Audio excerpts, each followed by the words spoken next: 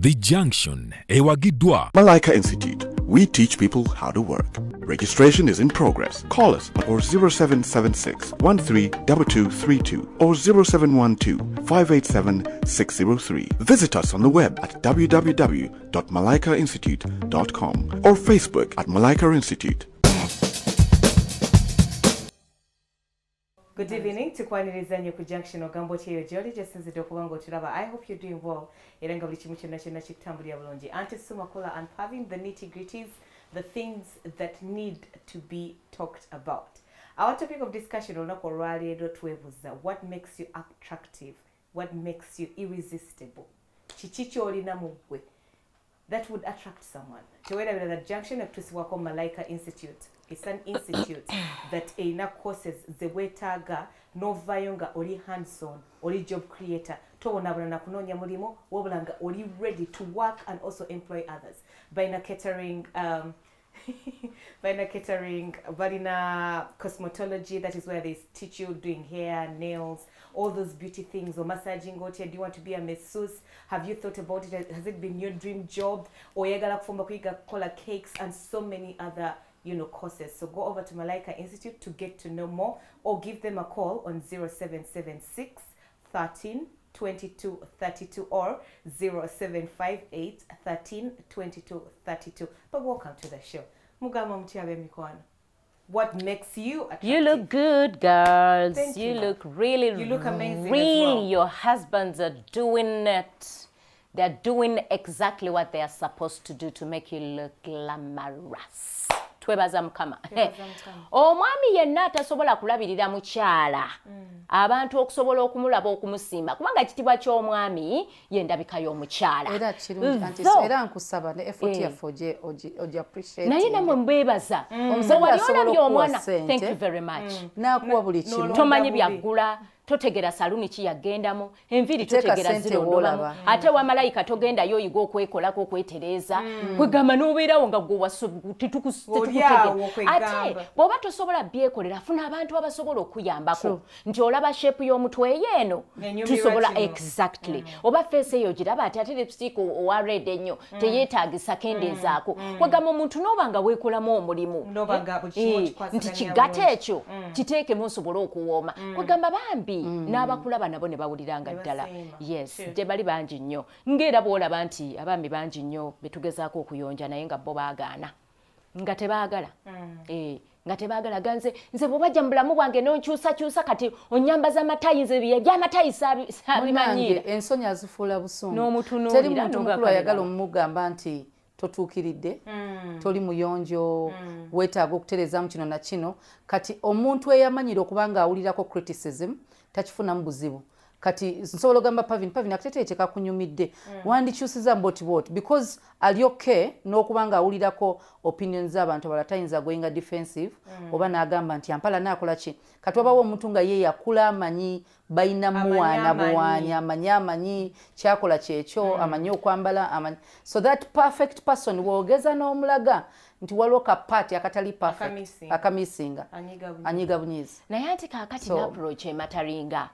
Osobola okujja n'okiyiiya n'ofuna engeri gy'okiyiiya, n'ogamba naye mukwano kano kajja it will look better when it is like this. Nti baby jangu tunaabe. Gamba waliwo a creativity that abaami abasinga obungi bo tebaagala gambwako. Kati embeera ze tubagambiramu kuira nandooza nakufukamira wansi n'omugana naye taata leka tugire tugusale kanjala ekyo kyangu nakyo ky'obukyafu ekyo kyangu neetegerezanga simanyi ky'oli n'ekiguni kyo kiheadband nsazeeko emyaka nga emekaawo oyagala gyakyo gisa abalabi baagala okumanya.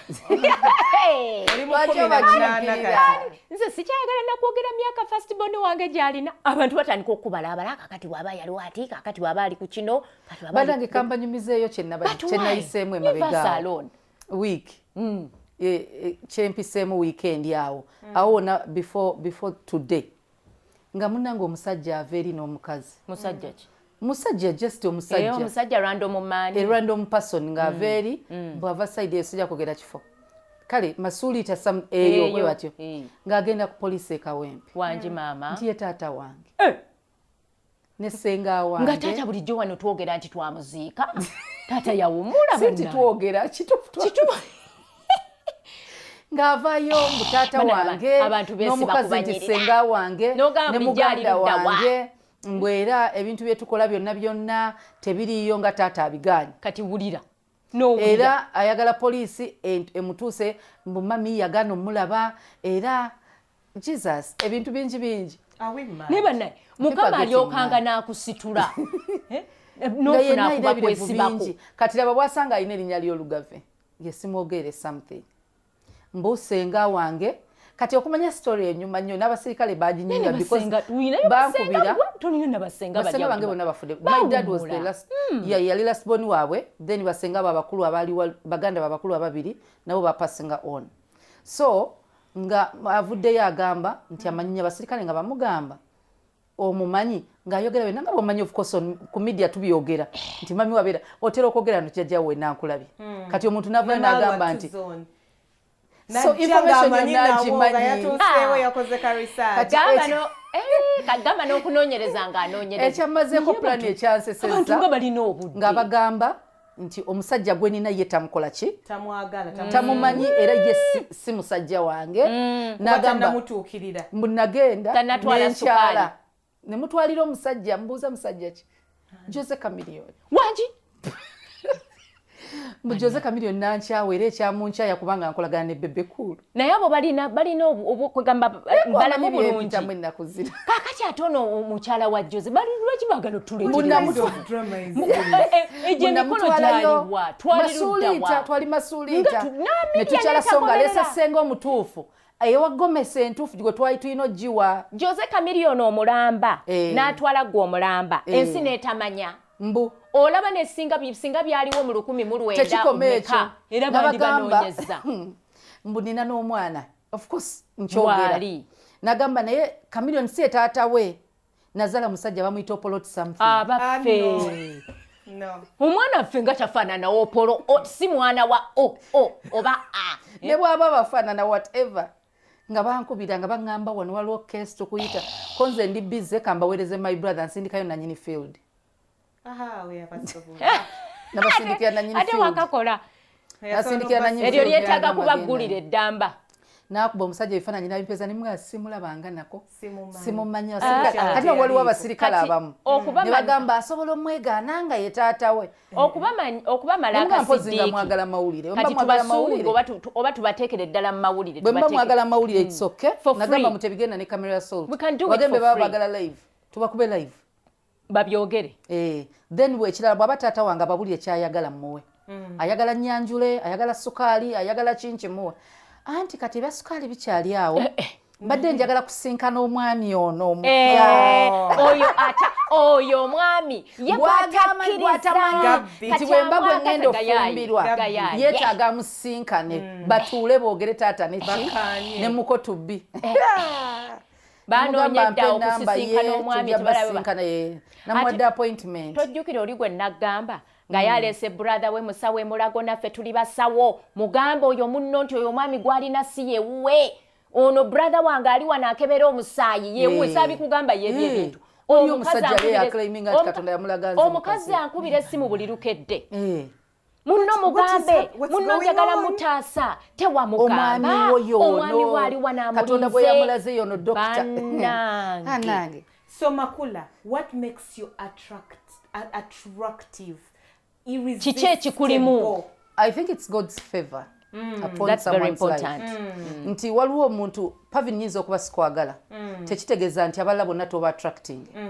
So bwe kibanga ekisa ekyo kyambadde waliwo omukyala ani Stabua Natoro yayimba oluyimba nti oli wa mukisa. So omukisa guba ku muntu ogujja okwa-attractinga abantu. So bwe kibanga okirina nga it's your season nga Katonda akwambaza ekisa ekyo and that favor abantu kati waliwo abalala abamu nga akimanyi nti bo associatinga with a name Makula you get some money. True. Kati yoyo sijja gamba mulalu bambi musajja mukulu musajja mukulu Dr. Mulamba Dr. Mutendeke oba omusawo musawo yennyini abo emyaka giri emeka kubanga ayinza okuba alina Alzheimer oba dementia emikulu ginzaala asobola okuba nga alina bambi endwadde alina emyaka emeka ali fine as in naye bwe namulaba ebirevu bingi nnyo alinga musamize ali awo bw'ato. I'm so sorry. Naye bw'aba dokita omutendeke yakulagako ku kadi ye alina ebipapula bingi nga bibye bamubuuza kati ate maama we ne taata we mbw omanyi nazaala mu bakazi bangi bonna nga mbalekera abaana engeri gye bamanyi nti olinamu engeri y'olusawosawo program z'oyogera na biki na biki era abasawo be bakwesibako be bakwerimbikamu kubanga bakimanyi nti olina kuba musawo ate bakimanyi nti ne maama wo musawo kakati noono omwami agawo naye musawo sibalinaako buzibu nagamba buli muntu ajje oba maama oba muto wange oba taata oba kojja siina buzibu just olina kumbulira ky'oyagala ukimuwe ekyo nakyo bw'oyagala kiro sukali nga njikuwanga ekyo kiggwa pavini ono bw'oyagala mawulire nga nfunirayo munnamawulire nga ajja kabalinga ate bwe bali ate tolina kyotasobola kuwaayo no pavini ono alina kyaga totya naye maama nze sikwogererayo kalungi naye okimanyi onimira nnyo enviri bwe ziteeza amayingo ali atya Mr. era wadde oyagala mwogereko yemudde bw'oyogera Mr. K na blushinga simayiro n'ekyuka amaaso ne gakkakkana abuzeeko fukamira sho nemusobera kakati ogenze n'oyogera nti biki ebiri mu ggwe ebisikiriza abantu okwettanira okwenyumiriza okwetaaga tobuuzizza nti biki ebiri ku ggwe there's a difference kubanga ebiri munze birungo munze ate nga ebiri munze birungo ebiri mu bwongo bwange n'endowooza eby'amagezi ebirungo ebiri mu mutima gwange n'enkola ebiriyo bye birungo ebiri munze nti okitegeera ebirungo kati by all means njagala nnyo abantu basukke kubiri kunze amaaso go gajje ku ntumbwe thank you amaaso go gajje ku liiso amaaso go gajje ku waleti y'omusajja naye ofune ebirungo gye tuyita life skills omuntu alina ebirungo mu ye alina okuzuulibwa nti naye omuntu ono nga bw'afaanana oba bwe yeeyisa ajja kuntebenkeza kati emirundi egisinga problem is people look so much on the outside, of which the outside things can actually be different. Tusobola okukyusa. Kyenyiza okata kwe kyogambye. Biki ebyo by'oyina ng'omuntu atayagala kwebaka naawe nga bisobola omusikiriza. Nga si kwebaka naawe. Intention yesi yakwebaka naye because si mubiri gwo si bisambi byo nti tayagala kulaba kawaleko zimanyi. Yes.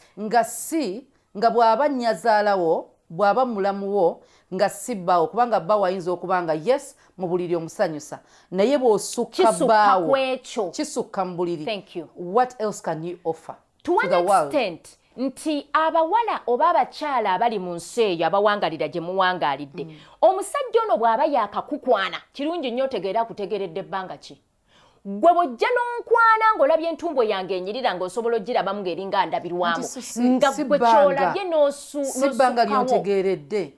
No, because I feel like you can be in a relationship with someone for so many years n'atakulabamu nga byolina mu ggwe ngera tabiraba nga tebisikiriza kati oluusi ate n'ogenda oleeta friend wo n'omumanjulira nti ono friend wange nga gw'olwadde wali wasuubira dda nti naye gaayo nebbanga lye tutambudde ndowooza yandinsabye okunfumbirwa kakati okumpasa rather kati ate n'ogenda oleeta friend wo mugenda out mu abatera okwetwazatwaza emikwano laba omwami mukwano gwe ate bw'ayagala oli gw'oleese ng'alabika yalira anti n'oba tomutwalidde era ng'olakinga by'ayagala era asobola obbisanga so it's not your fault you shouldn't blame yourself nti tolina ebyo by'oyagala by'ayagala ne bwe mba sigenze na mukwano gwange n'amusanga awalala nga tamumanyi nti mukwano gwange ekikulu kiri nti sirina byayagala ono byayagala naye kitegeeza olina omuntu omulala byajja okwetaaga mu ggwe tuleme kuggwamu maanyi obwongo bwaffe busibira ku muntu omwono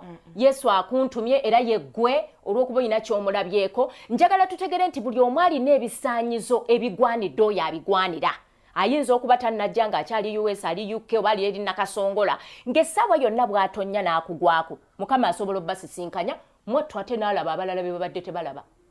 Well, I believe one of the attributes that we can't miss out that because tuyinza okuba we all have our uniqueness mofe but one of the attributes that we can't miss out on is the ability to calm in a storm.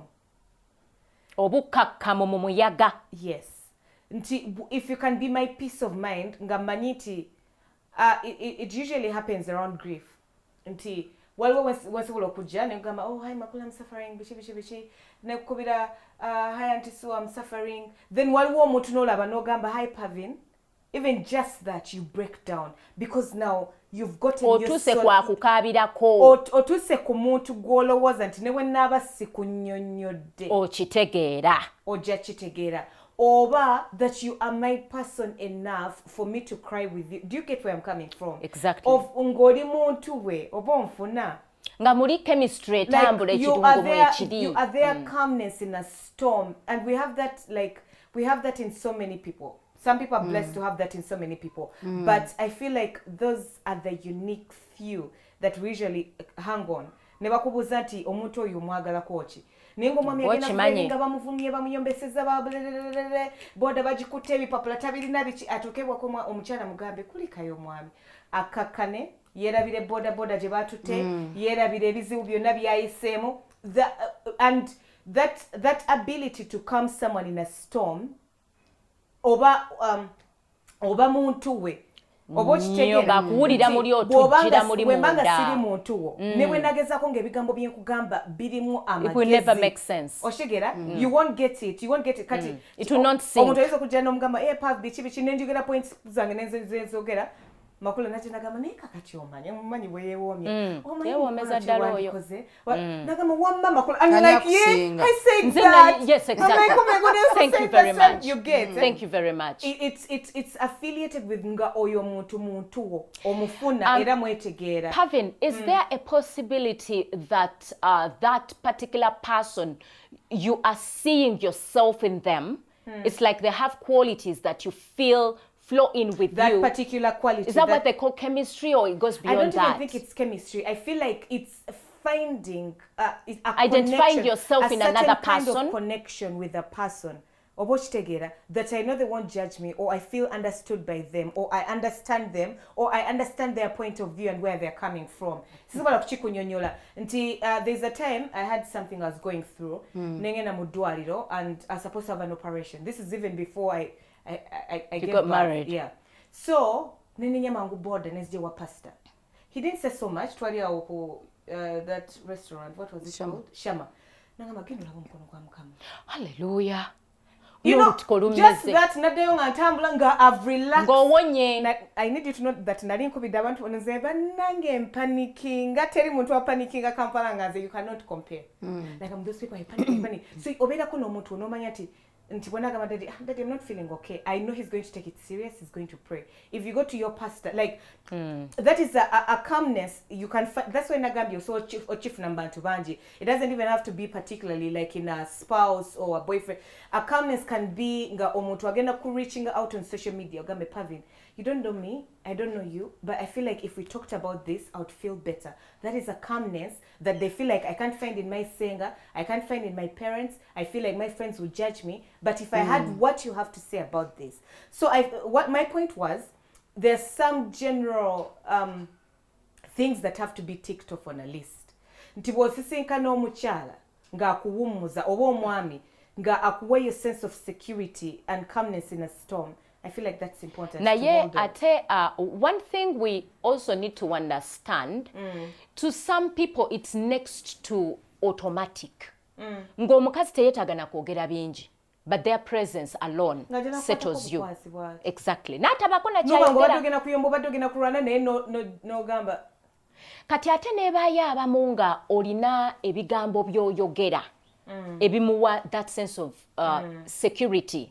But do you know nti omuntu waffe ow'omunda yalonda omuntu oyo? Of course. That no matter how reasonable a person can be, if I fail to relate with you, you won't be that calmness for me. If my inside fails to relate with your inside, so then usually really when can't. people are looking for spouses, no mubanga tochigenderedde nga tekiri ku checklist. Usually it's important. Of omwami esolo mubuze namugamba bichi naga ya nagamba bugambi ampumuza ampembere it doesn't have to be sexual. Like they can't put a finger to it, but they know bwe agenda ne simugamye nti sente zimbuzeko babichi agenda kumpe dembe. Like they make my home feel like a home and not just a house or a place with four walls. Tukume dembe, dembe, dembe, dembe. Omwana yayimba akayimba. Tukume dembe. Kubanga eddembe lino lina engeri gye likukakkanya ne mu bwongo nobeera nga you're thinking positive, even if the situation is that bad. Nobeera nga omuntu ono by'anaakugamba teweetaaga nnyo kusengejja, alinga nga jjidde mu kye wandikoze. Automatically when you go to someone and they actually tell you what exactly you were just that about you were to do. Looking for exactly. Kati nina obadde oyogera wano nensekamu waliwo abantu abamu. Sometimes I have what we call hard counsel. Waliwo I'm not the kind of counselor that cries with my clients. Secondly, I'm not the kind of counselor that postpones. Chenadwadde nkugamba session eno nenjagala nkikugambe week ejja bwofa nga sinna kigamba.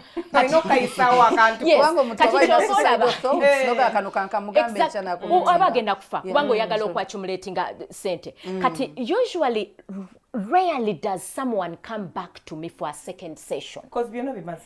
Nkuwa package. Gwe n'olondoba mu kyowulira ekigenda okukola ki.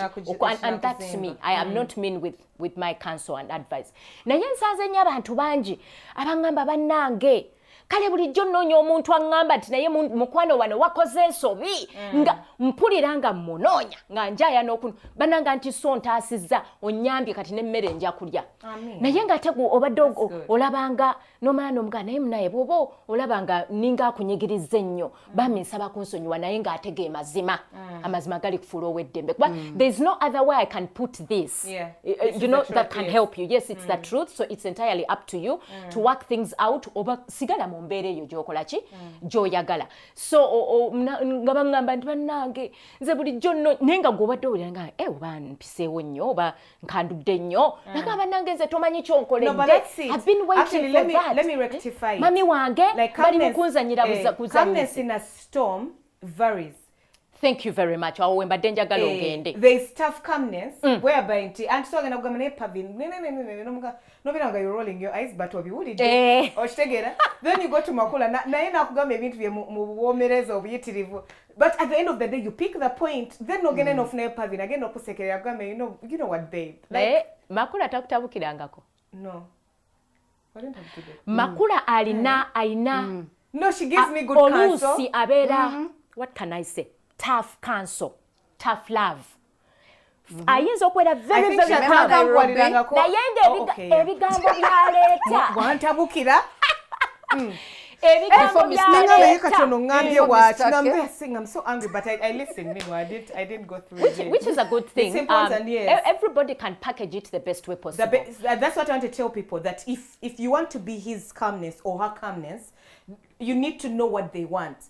Because waliwo abantu abagala omukyalo omukkakkamu agenda omukkakanya, waliwo abantu abagala tough counsel ajja omugamba nti mwami awo yonoona awokola nsobi. That could be his calmness. Actually, you're preventing him from a certain storm. Or yes, what they need.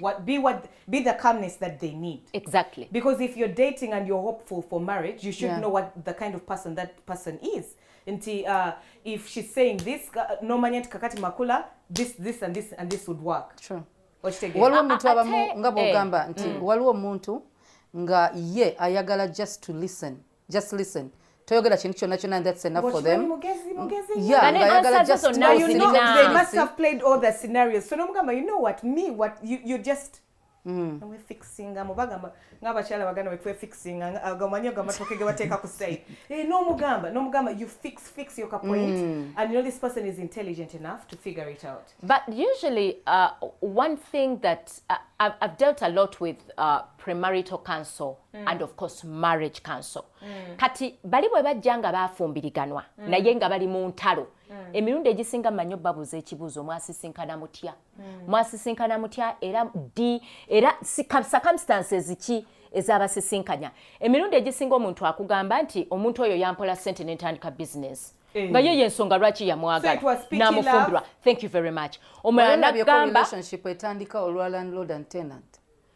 Hey, what's wrong with people? Ebintu bino nga tebirinamu tangibility. Those are the boy is the tenant and then the girl landlord's situation. Yeah, and even boredom. Or just being around each other so much. Nemwemanyiira yaliwo. Noyagala omuntu kuba yaliwo. Basically don't settle. Si kubanga ye gwe weetaaga naye olw'okuba yaliwo. abantu emirundi egisinga ebyandisembye bye basoosa.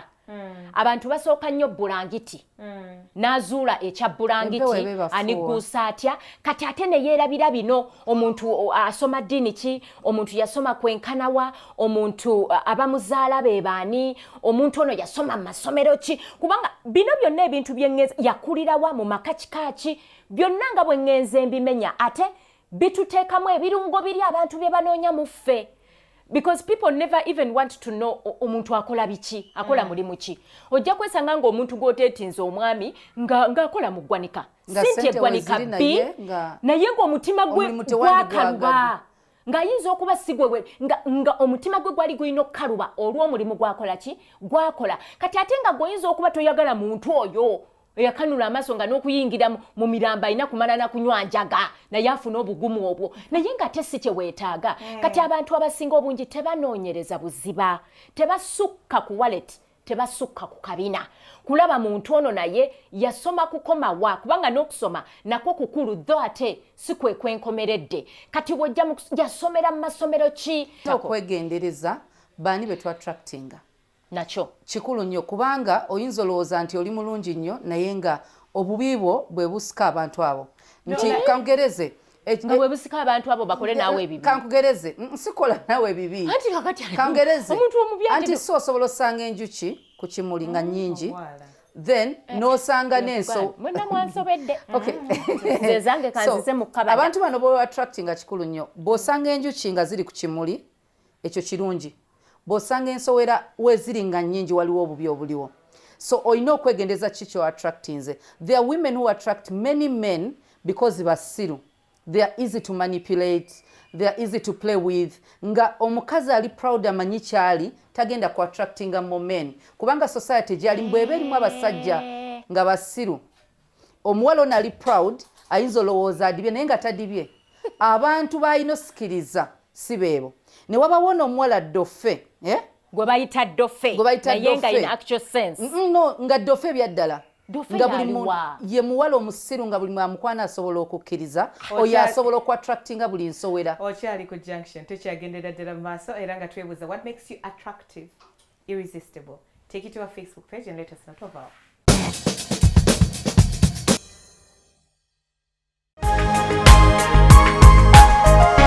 Soul Television, Femunyo. Auntie Sue, Makula and Pavin. Take it to our Facebook page and let us know what your opinion is on our topic of discussion. Tuwenda bila junction etusibwako Malaika Institute. Pavin, bw'oba oli mu community erimu abasajja, omunajja nakwana, n'ogaana, n'owokubiri n'owokusatu, baddeyo ne banyumya. Ojja kwesanga nga bala batya okujja. Ne batya okujja. Kati oyo ye muwala amanyi kyali. Ne wabawo omuwala buli amukwana nga akkiriza yeebaka naye bwe baddeyo ne banyumya buli ayagala okukozesa omuwala agenda kujja so okuattractinga abasajja abangi tekitegeeza nti oli mulungi naye abasinga nti bwe balowooza so olina okwebuuza abantu bano be attractinga nzaalika ekikyamu oba kubanga bwino ensowera bw'eba eri awantu be careful waliwo ekiriwo ganya enjuki. One of the other things that should be on most people's checklists is intelligence. I feel very like important. I feel like you don't have to be book smart to be attractive. Exactly. Nti waliwo omukyala oba omwami atagendangako mu ssomero naye nga mugezi ayina life intelligence amanyi ayina mujagujagu mukenkufu mubangufu mulabufu omukyala ne bagamba ye lwaki olina omukyala atasoma biki naye ng'omukyala oyo amanyi okumanaginga businesses z'omwami amanyi okuddaabiriza amaka amanyi bakasitoma obakwata ng'ayina amagezi aga nakyo you know every day today ate sino oyo sitaba na common sense gemagezi amazaale intelligence yes ndoza gemagezi amazaale intelligence but it's not the being academic book smart. Kyova olaba abalokole bwe tuba twetaaga okubaako embeera gye tuyitamu ogamba nti omwoyo omutukuvu jangu onnuŋŋamye kubanga waliwo embeera gy'olina okuyitamu naye nga yeetaaga amagezi agasukka ku gago kati kitegeeza togenda kujjayo bitabo n'ogamba bannaye Mr. Google jangu onnuŋŋamye essaawa eyo Google aba takola and then at the end of the day if you googled and you learned it's okay. because fenate tuza amagezi agamu tugayiga bwizi along the way. Of course. No banga you're driving to work, no listen sunga inacha yogera ku radio no gamba, oh wow, that's interesting. Like recently na postings and ngamba, what do people do with the flowers that they receive? And someone told me, no, Pavin, you can do rose water for your skin. And I was like, oh wow. Do you know most times we leave the flowers to rot and throw them away in the dustbin? So what about the rosy water? Aren't you the rose petals? No, you take a mazi and you keep it for a while. That becomes rose water. You put it on your skin before you sleep. Moisturizing skin ne dabuto. Neka tigwe bitu byetaga mama. Oyagala kwatika bwatisi. But what was I saying? Like you have to be intelligent. Like as a woman. It's very, very important. Sikugamba tugenda osoma ebitabo byonna obimaleyo. Naye beera n'amagezi ago agategeera agayiiya nti omwami bw'aba ali safari nga tewali mata ga mwana. Don't sleep around, no. But yiiya. Yes. Omwana oba muwe glucose n'amazzi something. Tomukubira mugambe omwana agenda kufa gwe toyiyizayo. Like that's being stupid. That draws away suitors and people who want intelligence. Amagezi getuyita amazaale naye ne wabaawo amagezi gokkiriza okufuna kubanga oyongedde okwagala okumanya geganaago very important kyeŋŋamba kati ne woba tiwagenda ku ssomero naye ng'olimu obwo obugezi osobola okusoma oba okunoonyereza oba okwebuuza kyonna kisobola okufuula omukenkufu because waliwo abatulaba nga neyo opportunity it has never been presented to them like they have never gotten the chance to actually tuleke gendayo smartphone tuyambye nga tagirina naye nga alina byasobolera ddala alaba amawulire ali very informative ko waliwo abantu abalina degrees naye nga tamanyi bigenda mu maaso talina kyamanyi n'atuuka n'okutuuka olinaga oyo omukazi kyogamba ye yakoze eki ekintu ye yatandise ekibiina ky'abantu okusonda okakasa ngw'aba asoma bonna byabalema naye ono nga atebenkeza oba balonze chairman distinction over A in history makes you knowledgeable mu history, not intelligent. Thank you. There's a difference. So omuntu asobola okuba nga teyafuna degree nga mugezi nnyo mu bintu ebimuyamba okuba nga atuuka w'alina okutuuka. For survival. Kubanga ensi yonna bw'etambula knowledge emu tetugasa gye tujja mu ssomero kigenderere.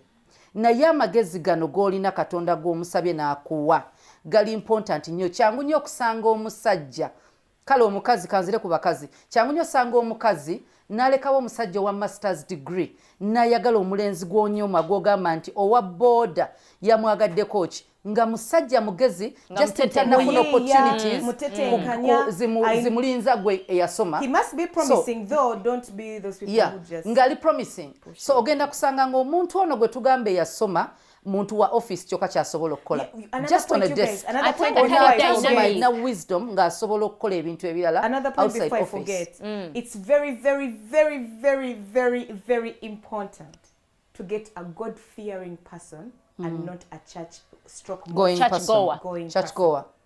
Because banji nnyo abagenda mu kkanisa babeerayo bo ne basaba nenge bya Mukama tebabitegeerera ddala n'embeera za Mukama tebazimanyi nga for you be innocently on your list you put I want a God-fearing man or n'omulabanga mu church ngazze n'olowooza nti yasigala n'abala ssente mukebezi mu church atambula n'omusumba olaba God-fearing nensi eyo but your lips eviira ddala muli munda mu ggwe church going kyawa bweru kati kyekiri kye nagambye nti tusukke ku bye tulaba obulabi church going kyawa bweru omuntu tagwa kanisa olw'okubona omuntu gw'olabye akoze ensobi doesn't mean that all of us in that church are wrong but stop judging us abantu babeera ne bagamba omuntu woyinza otegerera omuntu ali God fearing oyina osusukka the walls of the church bw'afuluma life yeeruwa because mu church mu walls zino mulimu culture mulimu tradition choino engeri joino okweyisa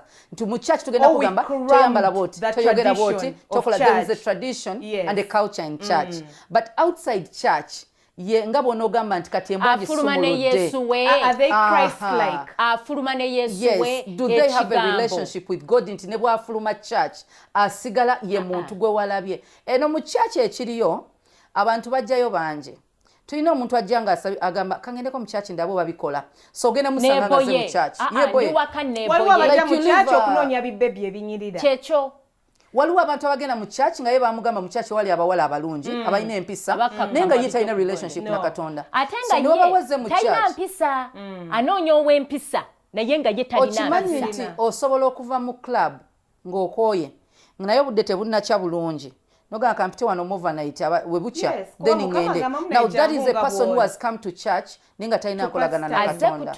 So usually nga bw'obadde ogamba waliwo abantu ababadde mu church nga tebalina relationship na Katonda n'akola ekibi n'olowooza nti it's the church. Yes, no, don't do that. So ate njagala abantu bategere nti olaba kiri kye wagambye nti omwana omuwala ne bakwana bangi oba ng'oli mulungi oba kale ne bakwana bangi ne bakulemwa ne bagenda ne banyumya neetaba yadda kati gwe omuwala oyinza okutandika okulowooza oba nabaki odibye notandika okulowooza oba nyina ekikyamu oba nabagoba nnyo kakati olwo njagala otegere nti wajja kuvaayo omusajja ogwo agenda nga yeetegese bulungi nga yawulidde emboozi yonna gye bagamba n'atabeera kawadi kati oyo bw'ajja n'obuvumu twala ekiseera omusitadinga naye tegeera waliyo omusajja ayagala omukazi ow'ekika ekyo nga tayagalaomanyi ekinyiiza ku standardi zange ekiyinza okunkuba ku musajja ye musajja atemanyiiza buli mukazi bannange ekyo kinyuma. It's very like you want a proud man. A proud man who just keeps quiet. You know, like don't attract everything. Yes, you're not faces. You're not faces. You're not rotten food. I wish men could understand actually. A message. It's very annoying. Do not attract everything. No, it's not attractive. At least omukazi kyenyiza ogamba nti omukazi talina control kuba mukwana. Leave a little bit of mystery. Yeah? Yes. Omukazi talina control. Oyinza okuba nga your hair has attracted this man najja nakwana. For a woman it's different. Naye omusajja buli kimu ofuuse. By the way, ekintu kyogambye nti ku basajja it's different kuba omusajja gw'osalawo omukazi si asalawo kati olaba Pavin bwali bwe mba ndi musajja nsobola omukwana because of her hair tekitegeeza nti muyaye omulala namukwana because of her skin omulala namukwana olw'olugoye omulala namusana because of this ogenda olaba nga abantu 10 baze naye omusajja ayeesesaasesa bannange abakazi bonna ku kyalo amanyanye y'akawasa buli omu ajja namukwata mu kiwato akwata abakubina bw'abantu laba ojja okwata kubina bannange abasajja ekitibwa kyaffe kiri mu mmwe engeri gye mwe unless your job hazard like what massage ani yagamba proper come and bring myself like kati twawule waliwo abantu nga nkolagana na muntu eri personal siya olaba n'abasumba si buli ne Yesu bali bateekawo akagundi ne Yesu father ne Yesu alina be yawa hug because they needed it ne si buli eyajjanga mu lukuŋŋaana lwa Yesu era bwe yalera baana talina mukazi gwe yalera. Okyali ku junction tukyagendera ddala maaso era nga twebuuza what makes you attractive. Do you know what makes you you? Why people are attracted to you? Take it to our Facebook page and let us know about.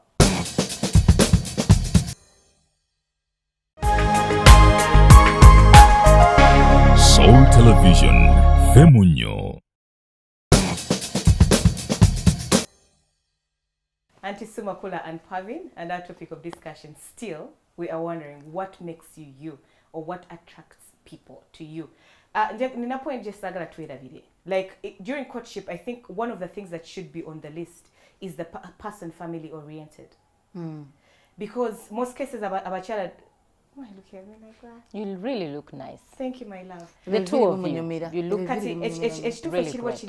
Nti most cases to dating nga omuntu tomanyi obali family oriented. Beba bagamba your auntie, hey honey, I'm late. I haven't gotten my periods yet. Nagame wafete tuza. Nakubuza, do I know you? Are you sure this is not a wrong number? No, not do I know you. Esawa eyo ofuse missed call. I swear. Over wrong number. I've missed my periods. Nagamba oba mpewo yeekufuuye talowooza na ku lubuto nasobola okubanga n'olubuto talowooza ko na baana because a family person will get excited. Yes. Will get excited. Njagala abakyala mutandiko kati okyetegereza ekintu ekyo. Man will love you for your children or will love you for other people's children. Nti ne bw'obozze n'abaana, ne bw'oba tozadde nga mulesebulesi baana, ne bw'abanga like obanga mukyala, omanyi nti waliwo abakyala abagoba abaana mu nyumba. Like bw'oba ofunye omuntu nga ali family oriented, it won't matter. Because family is family. Omwami oba omukyala, exactly. Bw'owulira akubuuza bannange baganda bo bali batya? Bazeyo kusomero ebintu ntubwe bityo oluusi tekuba kwekoza ate ndoza tetwetaaga nnyo kulinda time ya kugamba I've missed my periods kubanga awo oba otutte wala nnyo omuntu oba omuwadde ebyalo byonna nga biweddeyo. Study the person, get to know the person. See them bwe musanga obwana mu like laba wherever you are. Laba bwe yeeyisa towards wagamba obwana buba bukyafu laba obunyira ku nnyindo. My friend. Mpozinga omwana otarwale senyiga. Ate bannange kambabuulire. Omulabira obwana bw'eminyira bwanka. During courtship. Abaana bakaaba. Waliwo agamba bambi oba kabadde kyo ba colleague. During courtship, abantu courtship eno, people misunderstand courtship and dating. Sometimes we go beyond, or rather we go shallow than the things we are actually looking out for. We don't date to kwetegereza muntu, but we date just for fun. Because we don't know what we bring to the table. Omuntu ayisiza atya ba receptionists bwe muba mwina gye mulaze ayisiza atya abantu bayitako bw'aba avuga emmotoka nga muyina gye mulaga autu avuga atya akolagana atya n'abantu abali ku kkubo agumiikiriza abantu ne basala ebigambo bye biri bitya kubanga olina n'okutegeera level y'obusungu y'omuntu bweri. At this particular point, I would like to pass this message. Please do pass it. Babadde kibakoze ekyo. Bavuga bubi. Ndikati nno okuvuga obubi kuleke. Bavuma. They are so reckless. Akuvuma malaya n'ogamba yangulako bannali. N'olinnya boda mu bulungi n'akuvuga bubi. And it's like mwina oba mwina meeting place. Bayina we basisinkana ne beegamba ebigambo. Sibonna naye muli amamba abomu. Nali mu motoka with some gentleman. Muntu ali chabi. So tuli mu motoka. Kati yali atomedde owa manyi owa boda ayisiza ku left ate nakusala maaso. Driver bw'oba ovuga focus eba nnyo ku right. So yali amutomedde n'asiba omulundi gumu. Bwe yasse endabirwamu amugambe I'm so sorry kubanga he's a gentleman. Oli yavuma buvume. Yamugamba olina amatama galinga erindazi erimu ekituli. Wuliriza. Sweet. Sweet yaliko budimpo ekituli kyavaawo. Tekali dimpo n'andinga alina amatama manene. Nga ate nze nina ekizibu yalina dimpo nga sinasasira muntu nina ekizibu temuseka. I felt so bad. Kati omanya abantu bavuma kati mukebe badagenda sabo olaba wanetero road olaba wano ku Shoprite olaba ku Shoprite awo ku bitaala obona n'akabokisa olaba Shoprite nawe ebigambo byo bivuddeyo maama pavina wanyi Shoprite ku bitaala awo wansi mu tawo omusajja wa boda yavumanga ndi mu mmotoka yavuma omusajja wakapika omanyi buno bu pick up obutini tebereza ovuga piki n'ovuma munnaje yakataasa you know vuchiska when you say you know vuchiska akataasa emotoka vuchi kati there is a friend we aine emotoka ntonoko ku ya vuchi owa boda yamugamba nti mbo ye motoka afunira keremete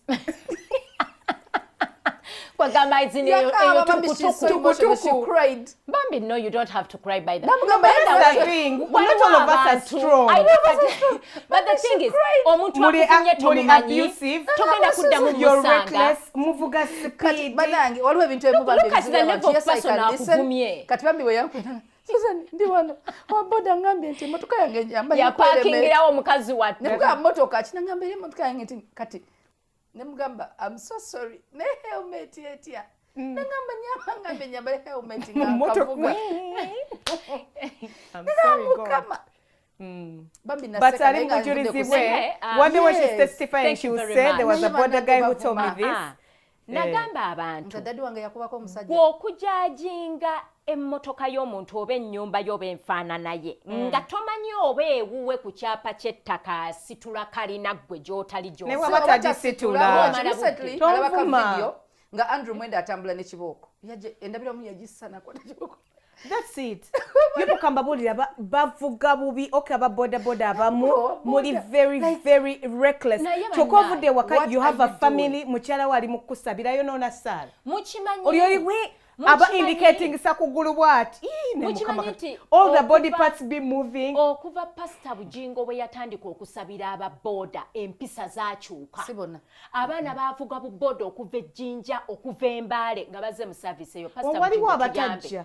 Kolayo omusomo, kolayo sina musomo. Yongera obasabire ku boda endala. Wa boda nagamba wa boda anti campaign. Campaign mwaka ki? Akakazi like gugwa wese.